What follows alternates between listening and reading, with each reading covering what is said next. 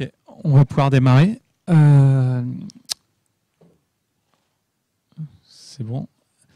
Alors bonjour, je suis Franck Rousseau, cofondateur et CTO de Cozy Cloud. Qui est-ce que Cozy Cloud? C'est une société qui distribue des clouds personnels libres. En gros, des petites une plateforme d'applications qui va vous permettre d'avoir des petites applications comme un agenda, un gestionnaire de contacts, un webmail sur un matériel à vous. Donc avant de redécrire plus précisément ce que c'est, je vais vous dire pourquoi est-ce qu'on a commencé à faire ça. Tout simplement parce qu'on était des utilisateurs avides du cloud et par exemple, quand on utilisait Gmail, on en avait marre d'avoir des publicités ciblées qui viennent tout le temps. On en avait marre de savoir que notre profil, il se retrouvait vendu sur une place de marché sans qu'on nous le demande. Et l'acteur principal qui fait ça, il y en a plusieurs, il y a Dropbox, il y a Evernote, il y a Facebook, mais celui qui est le plus agaçant dans tout ça, pour nous, c'est Google. Donc, ce qu'on s'est dit, c'est qu'on allait faire une solution qui permet aux gens de se dégoogliser, de se libérer petit à petit de Google et de le laisser à faire ce qu'il fait bien, la recherche, mais ce qui déjà est un peu embêtant, qui connaissent toutes nos recherches, mais on va le laisser à la recherche et pour tous les autres services, non, on va reprendre la main dessus. Et pour ça, on propose donc, comme je disais, une plateforme qui permet d'avoir ses contacts, ses agendas et son webmail sur un matériel à soi, notamment un VPS en ligne, par exemple, ou un Raspberry Pi à la maison. Et bon, pour nous, c'était important de partir de ça, parce que c'est l'essentiel de notre envie, de notre mission. Mais on s'est bien rendu compte que si on voulait porter le succès plus loin de Cozy, il allait falloir rajouter quelque chose. Et on n'a pas eu à chercher longtemps, en fait. Parce que en tant que bon utilisateur du cloud, ce qu'on fait, c'est qu'on se retrouve avec, comme je disais tout à l'heure, un Dropbox, un Evernote, un je sais pas quoi, un Airbnb, un Gmail. Et au final, on a un gros foutoir dans lequel on a nos données à droite, à gauche, et on s'y retrouve plus. Et c'était embêtant il y a quelques années, et maintenant avec les objets connectés, là par exemple avec cette montre qui prend mes pas, c'est encore pire. Avant on avait 1 ou 2 outils, maintenant on a 10, demain on aura 100. Donc on s'est dit, ce que doit faire Cozy, c'est que certes aujourd'hui on préfère se focaliser sur l'agenda, le contact et le webmail et les fichiers un peu aussi, mais plus tard ce qu'on voudrait c'est que Cozy puisse nous permettre de gérer toutes nos données, qu'elles soient bancaires, de santé, de la smart home, de nos achats, etc., etc. Donc plutôt que de continuer loin là-dedans, je vais vous faire une petite démo de ce que c'est.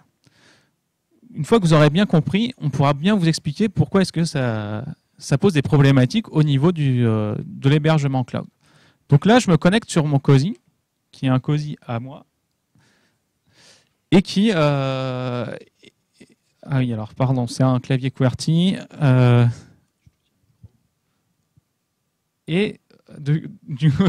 c'est très étrange d'avoir quelqu'un qui... J'ai l'impression d'être en train de faire une chanson, de chanter quelque chose.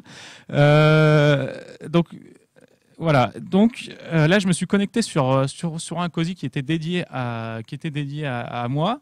Donc là, vous pouvez voir que l'URL est personnalisée. Et là-dessus, je vais retrouver tout un tas d'applications classiques. Donc par exemple, un gestionnaire de contacts qui est relié à mon téléphone. Là, je vais ajouter un contact sur mon téléphone. Hop.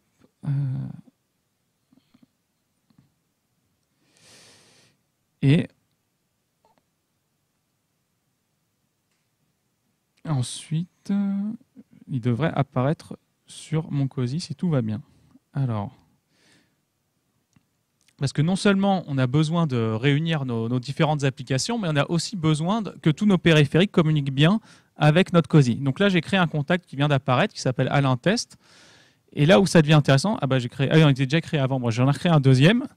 Et là où ça devient intéressant, c'est que, comme je le disais, une fois qu'on a toutes nos applications qui sont au même endroit, donc un calendrier, un gestionnaire de contact, un webmail, un gestionnaire de fichiers, et plus encore, on va le voir après, on va pouvoir partager les mêmes données. Et donc là, le contact que je viens de rentrer ici, par exemple, je vais pouvoir le réutiliser avec un webmail Et si ça veut bien marcher, bon, évidemment. Voilà. Le contact que je viens de rentrer dans mon téléphone apparaît, est déjà accessible dans mon webmail. Donc en fait, ce qu'on retrouve, ce que permet Cozy, c'est non seulement de se dégoogliser en retrouvant des services similaires, mais aussi de retrouver une intégration, une fluidité dans nos données qui nous permet d'aller plus loin. Et là, par rapport à la vision, donc par rapport à la prochaine étape dont je vous parlais, on a déjà commencé à faire des petites choses. Déjà, donc, ce qui se passe sur Cozy, c'est qu'il y a vos applications de base, mais en plus, vous pouvez aller en chercher des nouvelles qui vont vous proposer d'autres services. Pardon, j'ai cliqué un peu vite. Et de cette manière, sur mon Cozy, ce que j'ai installé, c'est une application qui va permettre de connecter mon Cozy à d'autres outils. Donc, par exemple, ici, j'ai un connecteur qui me permet de récupérer tous les commits que j'ai fait sur GitHub. J'aurais pu avoir le même genre de connecteur qui va récupérer ma consommation téléphonique chez Bouygues. Et là, WeSing, il va récupérer tout simplement les pas que je fais et les heures de sommeil que je fais. Et là où ça devient vraiment très fun, c'est que du coup, n'importe quel développeur, en fait, comme Cozy est une plateforme, et que nous, on a fait ce noyau qui permet aux gens de se dégoogliser, mais les gens peuvent rajouter en fait sur Cozy leurs propres applications. Et donc là, par exemple, ici, on a une application qui fait des statistiques sur nous. Eh bien, ça permet, de la même manière que vous monitorez un serveur, de vous monitorer. Vous pouvez, par exemple, là, j'ai la courbe des commits que j'ai fait ces derniers temps. J'ai la courbe des emails que j'ai reçus. J'ai la courbe elle est sous un autre format, mais j'ai la courbe des événements auxquels j'ai participé. Donc voilà, c'est ce que permet Cozy, c'est non seulement d'une part de résoudre des problématiques de base, mais en plus d'aller plus loin et d'ouvrir d'autres portes. Je vais donc parler maintenant. Ouais.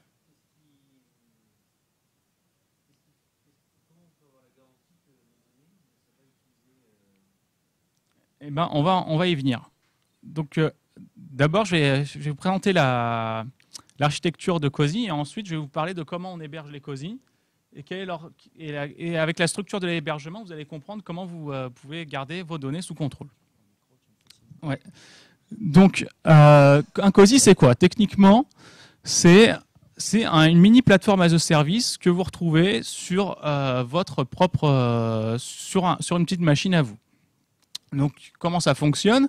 On a un module qui s'appelle le contrôleur qui permet de déployer différents sous-modules qui sont les applications et qui va aussi déployer un module plus gros qui s'appelle le data system qui va servir d'interface unifiée aux applications pour accéder aux différents services de l'ordinateur, aux différents services de l'OS qui est en dessous. En dessous, c'est un Linux. Donc, il y a évidemment l'accès à la base de données, il y a l'accès au binaire, il y a l'accès à l'indexation des données et l'accès à la gestion des tags. Les index aujourd'hui sont plus à ce niveau-là, sont vraiment au niveau du data system. Et par contre, les données sont stockées dans une base de données CouchDB.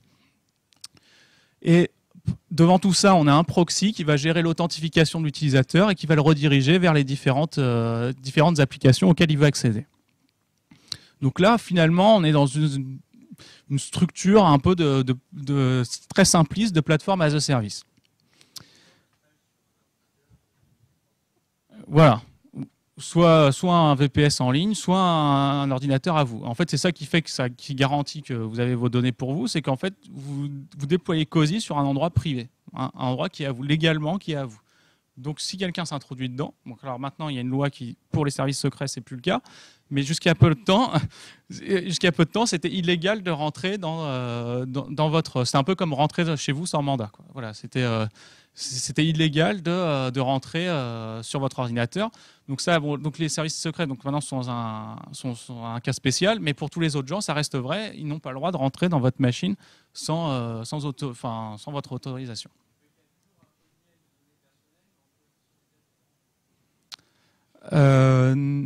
C'est pas ça.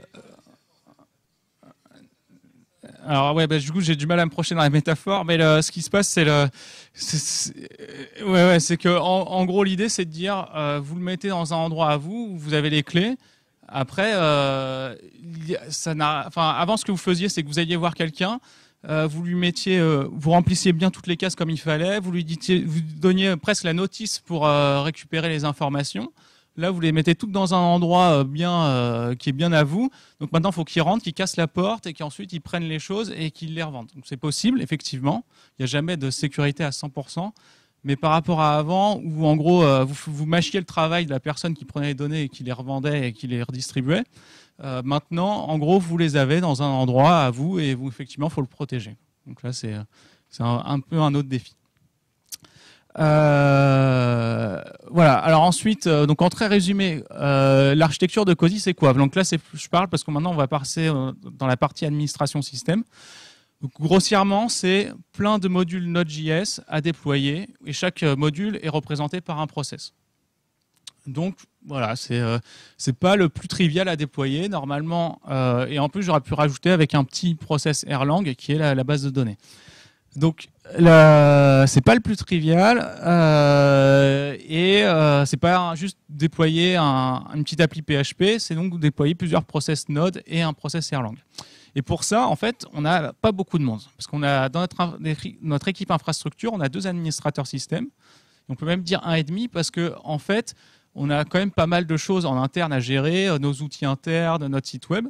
Donc sur la partie pure hébergement, parce que ce qu'on a vu, c'est COSI-là, j'aurais peut-être dû commencer par ça, c'est que ces COSI, on propose un hébergement chez nous en échange de retours sur la plateforme. Donc on s'est retrouvé dans une situation où on devait proposer beaucoup de COSI, devoir héberger beaucoup de COSI pour recevoir beaucoup de feedback. Et donc pour ça, on avait en final 1,5 personne pour pouvoir gérer tout ce parc de COSI qui aujourd'hui a 2000 instances. Et encore qu'on arrête et qu'on recrée, donc qui est pas loin de 2500 qui a au moins 2500 voire 3000 utilisateurs. Voilà, donc tout ça, ça s'est fait dans une culture DevOps. Alors au début, maintenant avant de passer à la suite, au début je voulais vous raconter un peu comment on faisait ça. Et le problème c'est que moi je suis le CTO, donc je suis le gars qui dit ah ça va passer vite, oui bon il faudrait plus de monde mais on peut pas tout de suite. Donc voilà, donc moi je suis un peu le casse-pied de service et je suis pas vraiment l'opérationnel, donc j'étais pas vraiment pertinent pour vous expliquer comment ça se passe. C'est pour ça que quand on a discuté avec Nicolas, ça nous paraissait logique que ce soit lui qui vous en parle et qui puisse mieux vous transmettre du coup son retour d'expérience. Donc je passe la parole à Nicolas. Et maintenant, ça va être très technique. Ah. Je suis pas sûre de parler d'utiliser notre vie numérique, mais au final, où sont stockées les données? Alors c'est ce que je disais, c'est qu'en fait, vous les stockez sur une machine à vous. Donc soit vous la louez chez un hébergeur, donc vous savez bien où cet hébergeur a ses data centers, il vous donne toutes les informations pour savoir ce qui se passe avec votre machine. Lui, son métier n'est pas d'indexer ce qui se passe sur votre machine. Lui, la seule chose qu'il fait, c'est prendre du matériel et vous le louer sous une forme virtualisée ou autre, mais de vous le louer. Nous, on fournit... alors, ce qu'il faut comprendre, c'est que nous, on fournit on permet de transformer un matériel, que ce soit une petite machine chez vous ou un petit serveur que vous louez en ligne, en une plateforme, en gros, en un serveur utilisable avec du clic-clic, comme on l'a vu, enfin accessible du coup. Ça, c'est ce qu'on fournit. Là où nous, on a une problématique d'hébergeur, c'est qu'on a dû dire, à un moment, on voulait que les gens essayent notre solution avant qu'elle soit complètement commercialisable. Et donc là, on a monté une infrastructure de bêta-testeurs. Et cette infrastructure, elle est... elle a grossi plus que ce à quoi on s'attendait. Et aujourd'hui, on se retrouve à héberger 2000 COSI. Et comme je l'ai montré avant, héberger un COSI, c'est pas héberger un petit outil en PHP, c'est à chaque fois héberger 10 à 20 process nodes que les gens arrêtent, démarrent, parce qu'ils font clic-clic sur l'interface, mais ils ne se rendent pas compte que derrière, il faut arrêter de démarrer des choses, s'assurer qu'elles ne font pas n'importe quoi, etc.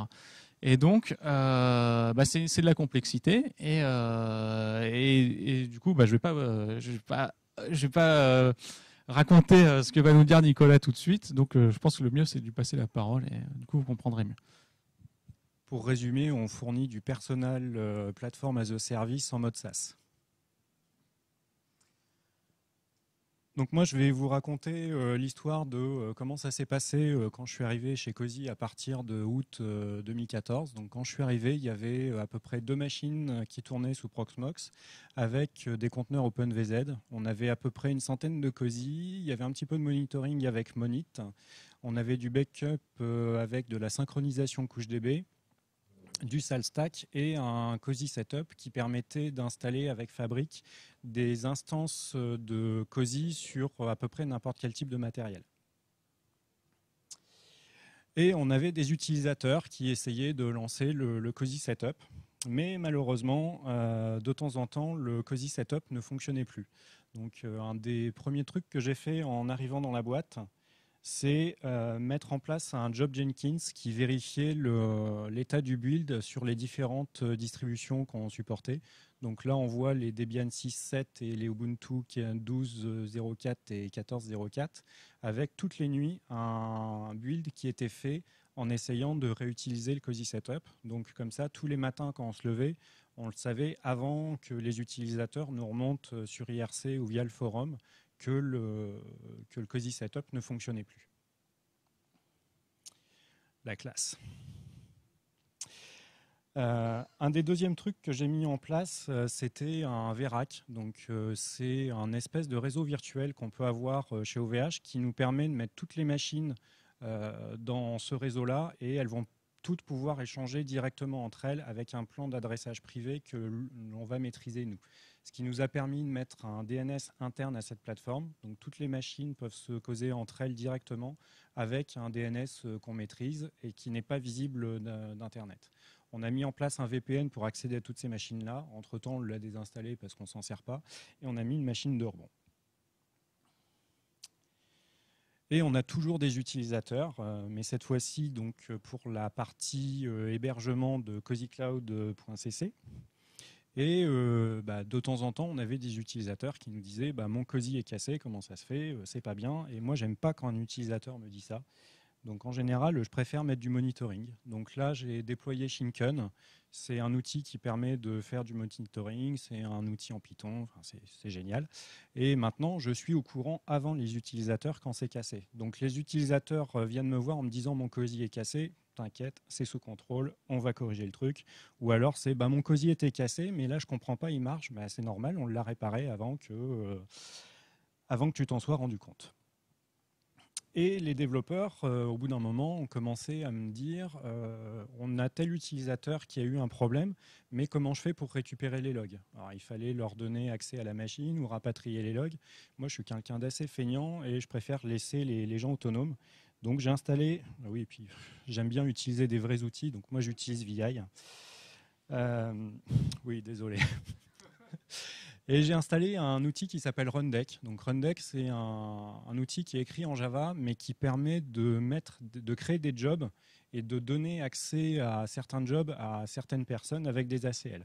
Donc j'ai créé tous ces jobs-là. Donc ça permet de faire un update du Cozy complet, de récupérer les logs sur la machine. Donc je récupère tous les logs en local sur la machine, je les mets dans un tar et je les upload sur un serveur de fichiers, de partage de fichiers.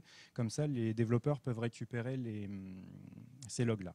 Et j'ai un get version qui permet de donner la liste des applications qui sont installées sur un Cozy avec quelle version. Donc voilà l'équipe au grand complet, mais ça c'était l'année dernière. Maintenant, on a quasiment doublé l'équipe. Mais c'est des furieux. Hein. Là, on était parti au Montéguy et puis vous voyez, on n'arrête pas de travailler.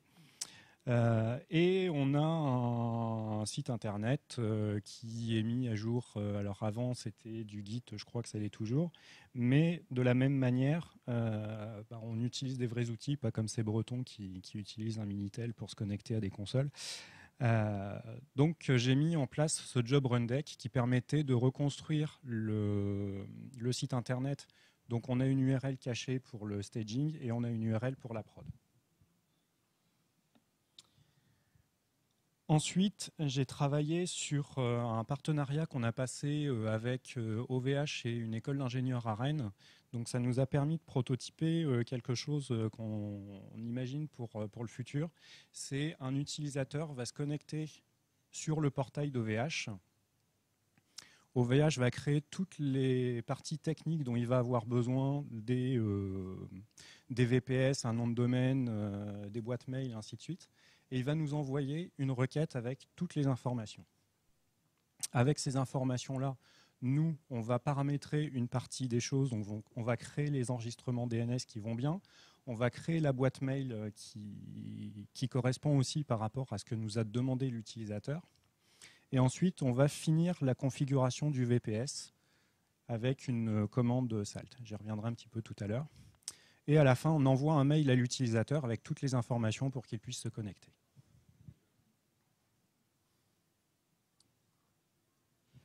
Mais chez Cozy, on aime bien les challenges. Donc là, c'était un week-end, on est allé escalader ça. Mais on a d'autres challenges avec des développeurs qui aiment bien me mettre le brin dans mes machines.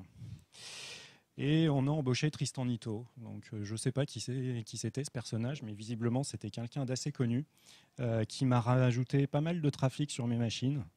Donc quand on a annoncé son arrivée, il y a quelques utilisateurs qui ont eu pas mal de compassion pour mes serveurs. Mais bon, on a su surmonter ça. Et donc Franck m'a commandé un pack de Red Bull. Mais voilà la différence entre un utilisateur normal et quelqu'un qui route sur les machines. Donc j'ai mis en place du monitoring sur la démo parce que c'était ce qui tombait le plus souvent. Et je me suis rendu compte qu'une seule machine, ça ne permettrait pas de tenir la charge. Donc j'ai sorti un petit HAProxy. J'ai sorti un marteau pour pouvoir les redémarrer rapidement. Donc, en fait, j'ai réutilisé Rundeck. Et j'ai tout un ensemble de scripts qui ont été faits pour pouvoir redéployer une démo à partir d'un template, repackager un template de démo, redémarrer les démos, et ainsi de suite. Et on a réussi à tenir la charge. Donc c'était relativement facile. J'ai un petit peu stressé quand même, mais finalement, à la fin de la journée, j'étais content, tout a tenu. Donc le parc a continué à grossir. On a eu de plus en plus de Cozy. Donc Franck disait tout à l'heure, maintenant on en a à peu près 2000. On a eu de plus en plus de logs, de plus en plus de plein de choses, parce que quand on multiplie le parc par 20, ça fait pas mal. Donc mes logs, tout à l'heure je disais que je rapatriais les logs sur un serveur de fichiers, mais on a atteint rapidement les limites, surtout quand on veut consolider un petit peu tous ces logs. Donc j'ai mis en place de l'Elasticsearch avec du Kibana. Enfin exactement, c'est Alexis qui l'avait déployé à l'époque, ce qui nous permet de consolider un petit peu les logs et de voir quels sont les composants qui loguent le plus. Donc là, on voit que c'est le data system qui logue le plus de données. Comme Franck l'expliquait tout à l'heure, c'est un des composants vraiment importants dans notre infra. Et pendant ce temps-là, on a eu des petites attaques, enfin des petites failles du style SSL. On a eu quelques failles de sécurité aussi. Mais finalement, comme on utilise un outil qui s'appelle SalStack, en une seule commande, je lançais la mise à jour sur le parc et 10 minutes plus tard, finalement, j'étais tranquille, je pouvais retourner à mon travail habituel. Donc maintenant, 1 an et demi après, donc on a environ une trentaine de machines qui font tourner du Proxmox. On a toujours OpenVZ, puisque ça marche toujours. Donc j'ai mis qu'on avait, on a à peu près 2000 Cozy. On utilise Shinken de plus en plus pour remplacer le monit d'origine. On a du backup AirSync, puisqu'on a atteint les limites de couche DB pour de la synchro sur des grosses bases. On utilise toujours SalStack de plus en plus. Et on a maintenant remplacé le script fabric par un packaging Debian. Donc voilà l'architecture dans sa globalité. Donc on voit d'un côté ce qu'on a fait avec la partie Zen, avec des VPS dédiés par utilisateur, et notre infra pour la partie bêta. Donc si vous voulez, on pourra revenir tout à l'heure dans la partie questions-réponses, mais je pense qu'on va peut-être un petit peu déborder. Quelques chiffres sur le matériel. Donc on a des machines qui sont un petit peu plus critiques. On les a mis sur des machines dédiées, sur des entrées de gamme. La partie hébergement, on a pris les gros serveurs avec le plus de RAM possible, ce qui nous permet de mettre le plus de Cozy sur une seule machine.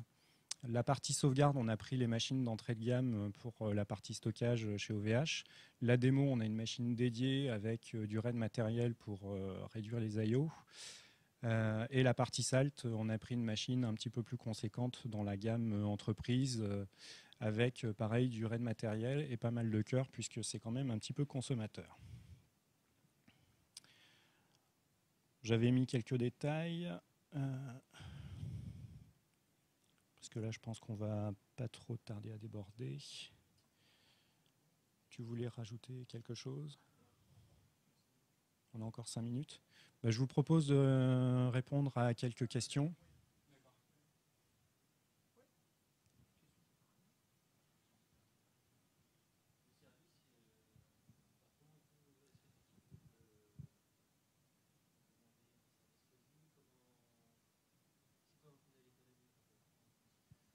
Alors, il y a deux publics pour des utilisateurs de COSI. Enfin, pour vraiment schématiser en tant qu'utilisateur de COSI, il y a des utilisateurs comme moi qui sont en route, qui ne veulent pas confier les données aux autres et qui aiment bien tout gérer. Donc, on a des images pour des Raspberry Pi, on a du packaging Debian, mais tout ça, il faut quand même connaître un minimum toute la partie auto-hébergement. Qu'on s'héberge soit à la maison sur un Raspberry Pi derrière un routeur avec toutes les problématiques de routage, de NAT, certificat SSL et ainsi de suite, soit chez un hébergeur, OVH, Gandhi, Amazon, peu importe, à partir d'une VM, on peut s'instancier un COSI. Ou alors, notre modèle économique, qui va être pour ma mère qui ne sait pas faire cette partie-là. Je me demande pourquoi, mais bon, pourtant, j'arrête pas de lui expliquer. Mais je vais la tanner pour lui dire non, sors tes données de Google. Elle ne veut déjà pas de Facebook, donc je pense qu'elle ne sera pas difficile à convaincre. Mais elle, je vais la convaincre d'avoir un COSI, mais elle ne va pas avoir la capacité de le faire par elle-même. Donc, on va lui vendre. Elle va pouvoir acheter un COSI chez un hébergeur et l'hébergeur va être payé par ma mère, par ma grand-mère et ainsi de suite. Et l'hébergeur va nous payer pour gérer un nombre de COSI, un volume de COSI, puisque si on sait le faire, si on sait gérer 2000 COSI sur notre parc, on va pouvoir en gérer des millions chez un hébergeur. Et tout notre savoir qu'on aura eu chez un hébergeur, on va pouvoir le dupliquer chez tous les autres.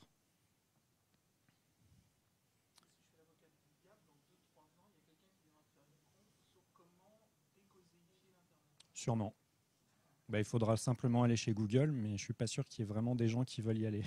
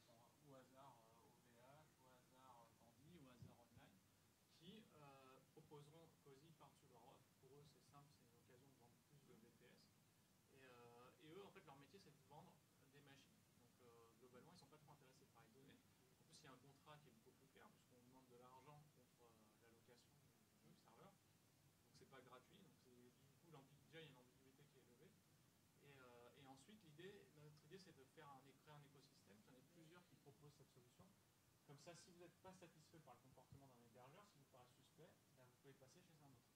Et la version extrême, c'est de dire bon, je ne fais confiance en plus personne, et dans ce cas-là, je reviens chez moi et je mets le serveur à la maison. Surtout que ce qu'on pressent qui va arriver avec les offres vers les hébergeurs, c'est qu'on va packager tout en même temps, c'est le mail, le DNS. Donc quand vous achèterez un COSI, vous achèterez le nom de domaine qui va y être associé, où vous pourrez connecter votre nom de domaine que vous avez déjà acheté. Ça veut dire que le jour où vous voulez partir de cet hébergeur-là, vous récupérez votre nom de domaine et vous allez le mettre chez qui vous voulez. Vous êtes chez Gandhi, vous voulez aller chez OVH ou vice-versa, ou alors tout mettre chez Amazon, parce que finalement, maintenant, on est peut-être moins espionné aux États-Unis qu'en France. Peu importe, on peut prendre toutes les données, on peut récupérer, parce que le nom de domaine, c'est quelque chose de super important. Aujourd'hui, les mails, tout le monde a un Gmail, un Royal, etc. Mais le jour où vous voulez changer, vous êtes foutu, parce qu'il faut redonner votre adresse mail à tout le monde. Le fait d'être propriétaire de son nom de domaine, on va où on veut. Moi, ça fait des années que j'ai mon propre nom de domaine. Tous mes mails sont sur mon nom de domaine. Le jour où je veux changer d'hébergeur, je change d'hébergeur. Le jour où je veux changer de registraire, je change de registre. Et le fait d'avoir le COSI avec toutes les données dedans, le jour où on va le déménager, parce qu'on peut aussi, Franck ne l'a pas montré, mais on peut mettre des fichiers, on peut les partager, on peut mettre des albums photos, on peut les partager. Tous ces trucs-là, il y a des URL publiques. Si vous changez d'hébergeur et que vous changez d'adresse, tous ces liens-là, ils sont foutus. Le fait d'avoir la propriété sur votre nom de domaine, vous allez garder toute cette... la portabilité des données va aller jusqu'au COSI.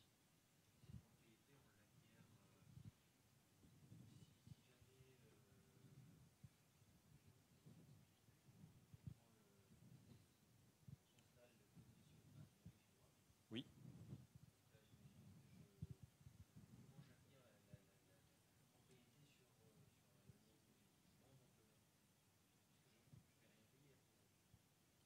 Alors oui, le truc, c'est que si on l'héberge à la maison, on va l'héberger soit avec du DNS, soit avec une adresse IP, mais dynamique. Parce que, ou alors, si on a un vrai opérateur, on a une adresse IP fixe. Mais la plupart des opérateurs aujourd'hui fournissent plutôt du dynamique. Donc, mais de toute façon, il va falloir acheter un nom de domaine. Ça va forcément passer par l'achat d'un nom de domaine. Si on veut être propriétaire, c'est simple, hein, si on veut être propriétaire, il faut acheter.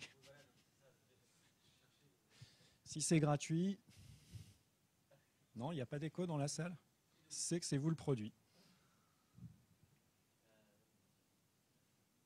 Mais après, il y a une autre partie du modèle économique, c'est pour les auto-hébergés, trouver une solution de sauvegarde, ce n'est pas forcément facile. Donc c'est peut-être une partie de notre modèle économique qui arrivera, ça sera de proposer des solutions de sauvegarde pour des gens. Parce qu'en fait, derrière COSI, il y a aussi le gros de notre business model, c'est la confiance. Si on commence à espionner vos données, ça va se savoir et finalement, tout le monde va fuiter ailleurs. C'est le gros problème de Google, Amazon, Facebook et ainsi de suite. C'est que les gens partent de tous ces opérateurs-là parce qu'on a l'impression d'être espionné. Alors bon, pour ceux qui veulent troller, ils verront que j'ai un Mac et un iPhone. Oui, personne n'est parfait. Mais moi, je fais...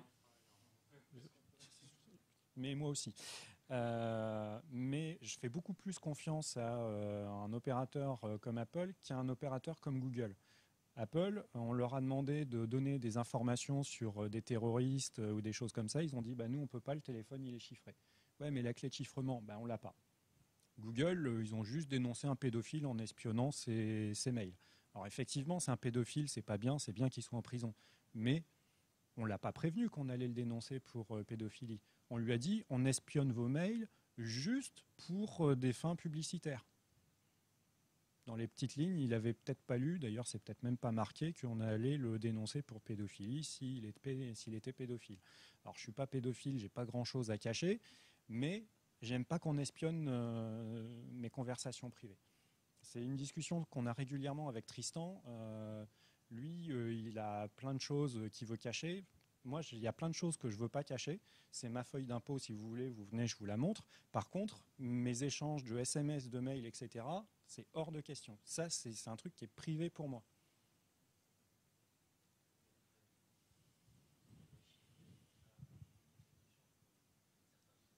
Voilà.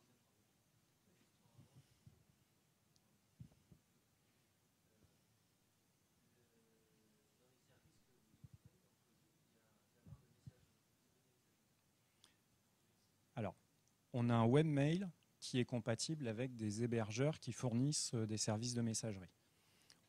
Au début, quand je suis arrivé dans la boîte, on m'a demandé est-ce que tu sais gérer un serveur mail? J'ai dit oui, pas de souci. Le problème, c'est que la messagerie, c'est très compliqué. Les anti-spam, alors le fait de filtrer le spam quand il rentre, le fait de pouvoir envoyer des mails sans être déclaré spammeur, c'est un enfer, alors qu'il y a des gens qui le font très très bien. Donc on préfère dire allez chez Gandhi, chez OVH, chez n'importe qui fait de la messagerie mieux que nous. Et nous, on est juste un webmail qui vient par-dessus. Enfin, juste. Après, comme le disait Franck, on a toute la partie intégration des données qui vient par-dessus. Mais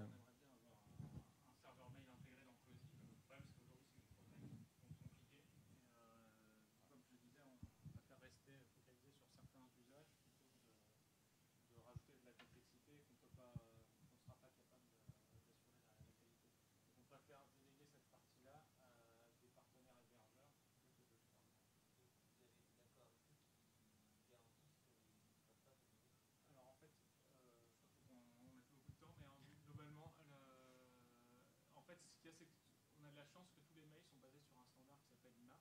Donc à partir du moment où l'hébergeur fait les choses proprement, il se base sur IMAP. Et donc nous, on a un client IMAP et donc on peut dialoguer avec la plupart. Nous, on s'assure qu'il n'y a pas de petits bugs qui traînent pour les principaux hébergeurs, notamment ceux avec qui on travaille. Mais, mais globalement, en fait, tout webmail est compatible avec beaucoup d'hébergement mail. Donc il n'y a pas de partenariat en particulier à faire là-dessus. Oui. Est-ce que vous encryptez les données? Alors, il y a une partie des données qui sont chiffrées, donc les logins, mots de passe. Franck a montré tout à l'heure tous les connecteurs. Non. Alors, non. Et alors pour une bonne raison, le chiffrement, c'est quelque chose de très délicat. Ceux qui s'y essayent, en général, se cassent les dents. Le meilleur exemple que j'ai, c'est Firefox Sync, la première version. Et vous disiez bien, on va vous créer une clé sur votre machine. Vous pourrez la transférer sur une autre machine. Elle est sur notre serveur, il n'y a pas de souci. Par contre, la passe-phrase, si vous la perdez, vous perdez tout. Les gens, m'en fous. Première rase de machine, c'est hey, Firefox, j'ai perdu ma passe-phrase. Bah oui, vous avez perdu vos données. Quoi? Mais c'est inadmissible que je ne peux pas resetter le truc. Bah non, on vous a bien dit. Donc là, ils ont fait une deuxième version où on peut faire un recover du mot de passe, mais du coup, le chiffrement est moins intéressant, on va dire. Donc, comme le disait Franck, on préfère mettre l'accent sur d'autres fonctionnalités. Et quand on sera suffisamment mature sur toutes les autres fonctionnalités, on pourra rajouter des capacités de chiffrement. Mais si on est vraiment parano, qu'on ne veut pas mettre ces données ailleurs, en général, on les met à la maison ou sur un VPS qu'on maîtrise. Et dans ce cas-là, on sait chiffrer un file system. Pour le chiffrement, ce qu'on a en tête quand même, c'est de dire qu'il y a deux niveaux en fait, de confidentialité pour les données. Il y a des données effectivement on n'a pas envie de partager, mais qui ne sont pas hyper critiques. Puis il y a des données qu'on considère comme intimes et qu'on veut vraiment garder pour soi. Par exemple, imaginons une application de journal intime dans Cozy. C'est vrai que même moi, qui suis des parties de Cozy, j'aurais du mal à l'utiliser en me disant que potentiellement nos employés peuvent lire. Donc on pourrait imaginer qu'il y ait des zones chiffrées en fait, que globalement le COSI ne soit pas chiffré de base, parce que ça pose aussi des problèmes d'indexation, donc on perd de features aussi. Donc l'idée, ce serait de dire qu'il y a des zones qui soient considérées genre un coffre-fort à l'intérieur de COSI et de dire bon, bah là on met des choses chiffrées et effectivement on retombe dans la problématique que décrit Vanessa juste avant. Par contre, il ne faut pas perdre de mot de passe. Et sinon, je vous rassure, j'ai tellement de choses à faire que j'ai même pas le temps d'aller fouiller dans mes propres données. Alors les données des autres. C'est notre technique, effectivement. On se recharge. Oui, comme Franck veut pas que j'aille lire son journal intime, il me refile du boulot à pas savoir qu'en faire. Mais j'ai cru qu'il y avait une question tout à l'heure dans le fond, non? Oui.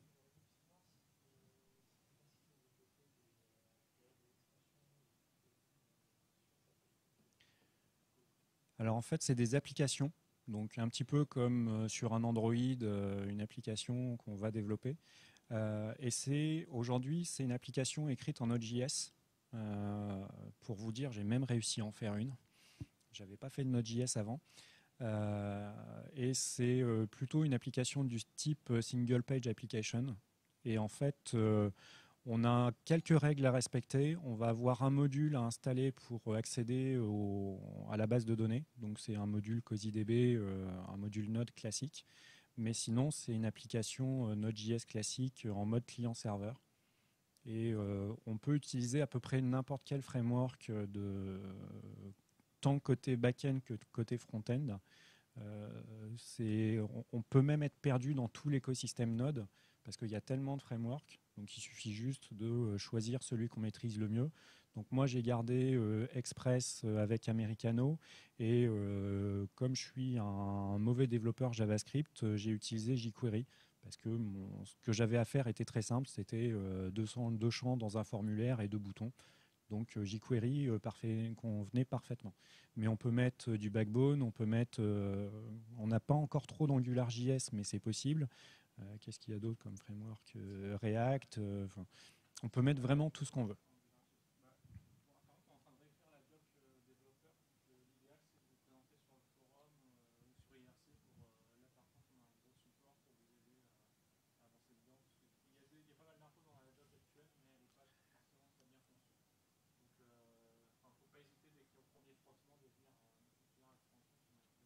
Et on a même un programme de mentorat.